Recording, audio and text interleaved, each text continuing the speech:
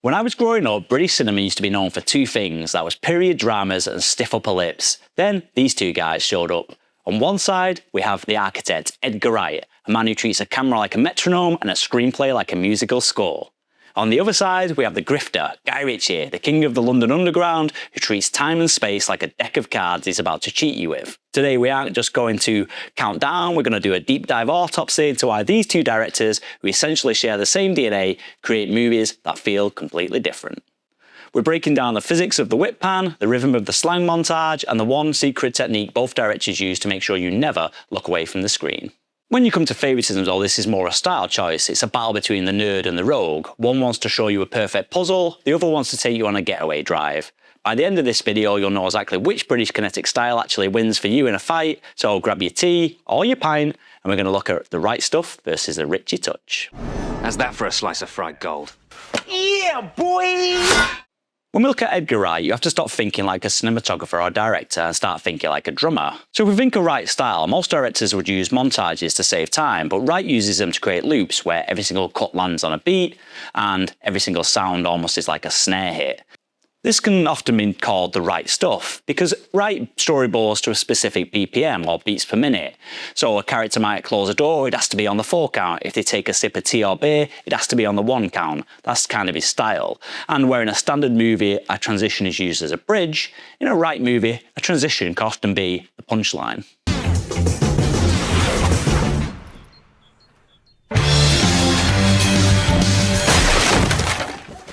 He uses repetition as a weapon by setting up a visual expectation like the cool fence jumping off fuzz and then subverting it with a clumsy fall. He's using the edit itself to tell the joke. The camera isn't just watching the comedy, the camera becomes the comedian. This complete Wright style probably reached its final form in the film Baby Driver, where the entire world, the gunfire, the windshield wipers, the footsteps, well, they literally Mickey Mouse and hop along with the soundtrack. It becomes an immersive mathematical puzzle.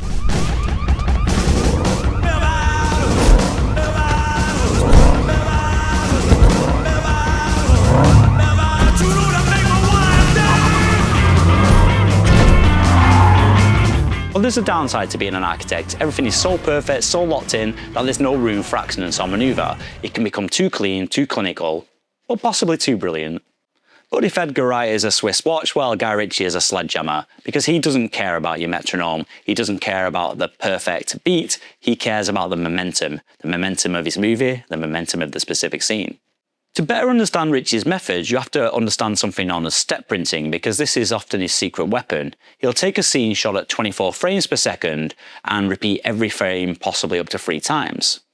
This creates this jittery, dreamlike smear. It makes a punch feel heavier and it can make a sprint feel like a blur, because it's not about precision, it's about the visceral feeling of being in a fight or in a chase. Ritchie also loves the information dump. While Wright uses montages for comedy, Ritchie uses them for compression. He'll summarise 3 days of gambling, for example, into 30 seconds of freeze frames and voiceover. Because he's what's known as a predictive director. Take his Sherlock Holmes fight scenes. He uses the edit to show you what Sherlock thinks is going to happen and then shows you it happening in real time, or even super sped up real time. Then block his blind jab. Counter with cross to left cheek. Discombobulate. Dazed, will attempt wild haymaker. Employ elbow block. And body shot. Block ferrule left.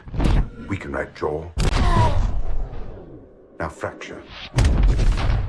This is the Grifter at work. He's showing you the trick and then he's performing the trick. And somehow the double exposure, the 2 takes of the scene, well, they make it feel twice as fast and twice as important.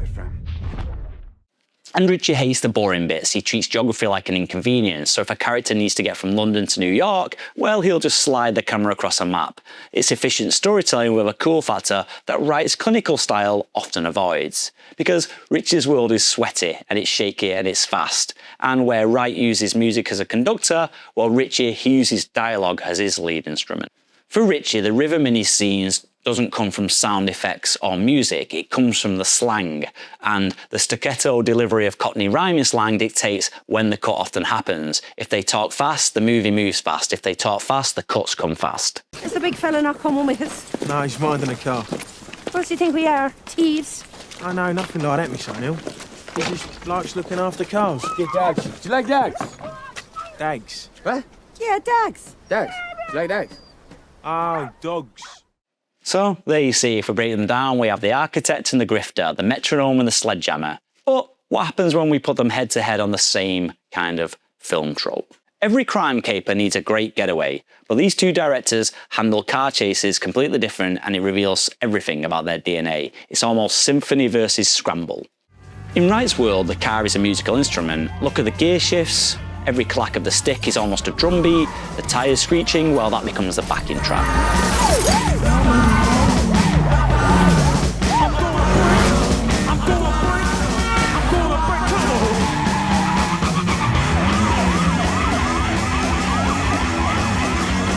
Wright also uses spatial continuity in his car chases, so even in a high-speed chase, you kind of always know exactly where the car is in relation to the cops. It's clean, it's readable, and it's satisfyingly perfect. Almost could be called a symphony of steel. Now let's look at Ritchie in Snatch. When the getaway goes wrong and the book is, it's not a dance or rhythmic like Wright's, it's almost a panic attack. By the blunt side? Would you want a lesson? Ritchie also breaks the 180-degree rule. He uses jumpy time cuts. Instead of showing one smooth reverse, he gives you 4 micro cuts of the same movement. Wright wants you to feel the skill of the driver, but Ritchie wants you to feel the stress of the criminal. Wright's camera is a spectator, whereas Ritchie's camera is a passenger who's about to throw up. I mean, if it was to be really simple here, we could say that Wright edits to the music and Ritchie edits to the adrenaline. And one is about the beauty of the plan, but the other is about the beauty of the plan falling apart.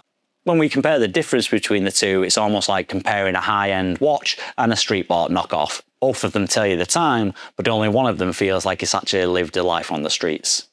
So who wins this battle of the Brits? In my opinion, if we're talking about technical mastery, I'd say Edgar Wright. He's turned the edit into a musical instrument in a way that no one else has.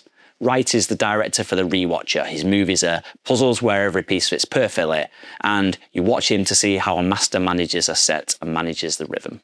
But if we're talking about vibe and character, then surely Ritchie has to take the crown. He's the director for the moment. You watch Ritchie to feel the swagger, the grit, and the sheer unpredictability of the streets, and the sheer unpredictability of his complex characters. Ultimately, Wright gives us what can be classed as the perfect clean film, while Ritchie gives us a perfect night out.